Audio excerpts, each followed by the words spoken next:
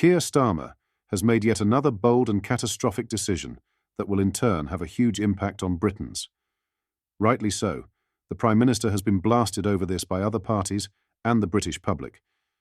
Of course, we will discuss the catastrophic move in today's video, whilst also going over all of the latest news from up and down the country. But first, hit the like and subscribe button and join our fast-growing community. Keir Starmer is being torn apart after it emerged. He is set to break yet another manifesto pledge, this time on housing migrants in hotels. Labour's manifesto pledged to end asylum hotels, saving the taxpayer billions of pounds. While they did not set a time frame, Home Office officials were expecting all hotel use for migrants applying for asylum to end within a year of Keir coming to power. However, this morning it emerged that applicants will now continue to be housed in hotels for up to 3 years, due to the size of the backlog and swathes of migrants continuing to float over the channel. The overall backlog stands at about 225,000, an increase of 11,000 since Labour came to power. The news that hotels will now continue to be used provoked fury from opposition politicians. Tory leadership frontrunner Robert Jenrick said Starmer pledged to end asylum hotels. But he scrapped rather than strengthened the Rwanda plan. And in the 88 days he's been PM, 11,000 illegal migrants have come. It's no surprise then that, under Starmer, we'll be spending billions on these hotels for years to come. Rival James Cleverly, former Home Secretary, warned that Labour is planning to reopen asylum hotels because they scrapped Rwanda, have no plan, and over 11,000 illegal migrants have crossed the channel since Labour took office. Meanwhile, Reform UK Deputy Leader Richard Tice shared a graphic comparing Sir Keir's £1.4 billion in cuts to winter fuel payments while spending £8.5 billion on unemployed immigrants. He added, "Only Reform UK is on the side of pensioners and the lowest paid." Tory MP Ben Obese-Jekti fumed that Labour was not smashing the gangs, adding, "They're barely clearing the backlog. Over 10,000 more people have arrived in the last 3 months. During the election campaign, the Prime Minister said, "If we were to carry on with this government, we would have the best part of 100,000 asylum seekers in this country, none of whom are being processed. That means none of them can be returned because until you're processed, you can't be returned, even if you've got no right to be here, being housed in hotels at the taxpayer's expense. I don't think that's right, and yes, we want to turn that around." Labour is now trying to pass the buck onto the Conservatives, claiming things are worse first believed before entering government. A Labour source told The Times, "We have inherited a completely failed immigration system from the Tories, including them spending over £700 million on Rwanda and gimmicks that didn't work.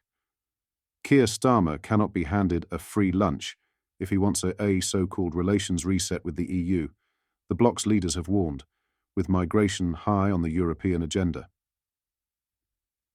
Ahead of the PM's visit to Brussels today to get the ball rolling on a new post-Brexit deal, continental bigwigs are understood to have demanded British concessions on migration, fishing and youth mobility as trade-offs for the reset.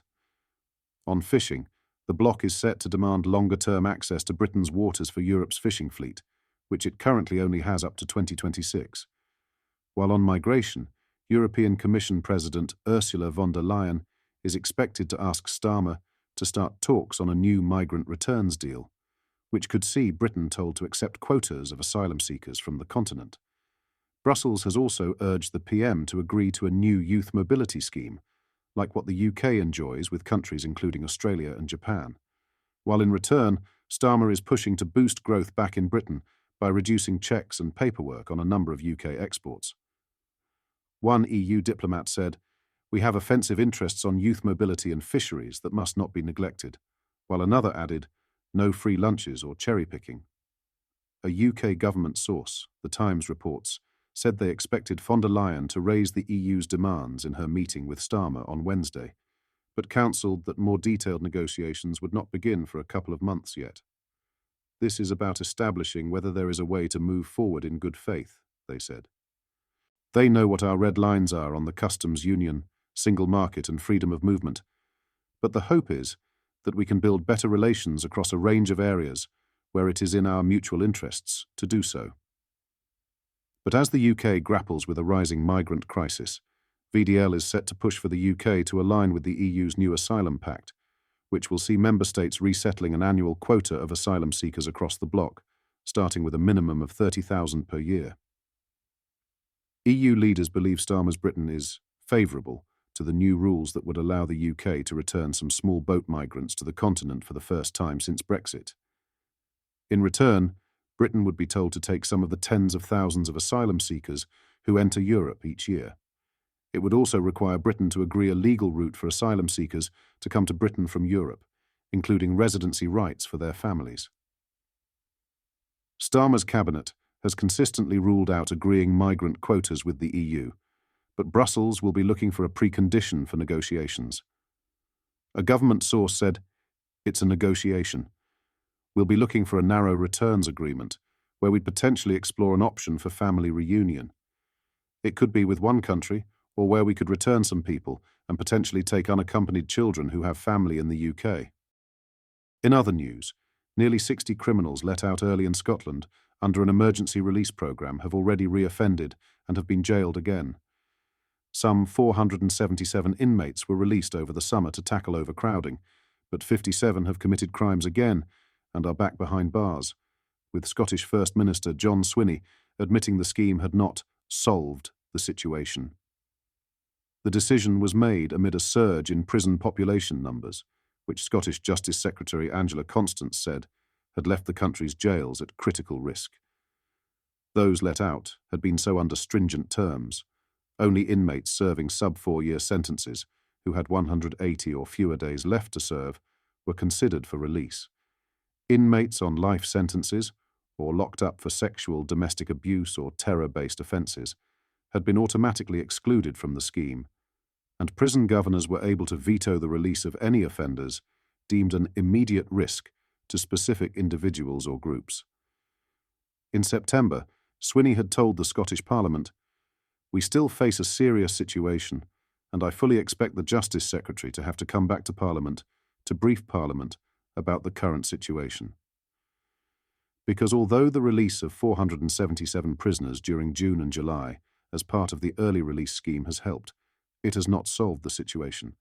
I suspect that will come back to Parliament in due course, and we are considering the options that are available there. A Scottish Prison Service, SPS, spokesman said, "We have been open and transparent throughout, publishing the number of individuals released at each stage, followed by a series of breakdowns. The latest publication on returns to custody continues this approach."